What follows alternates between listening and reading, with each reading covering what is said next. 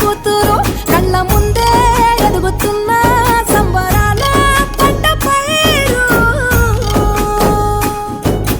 వంద గడపల మందన పల్లె, గోడ గట్టని గూడున పల్లె, చెరువుల తుల్లటి జల్ల షాప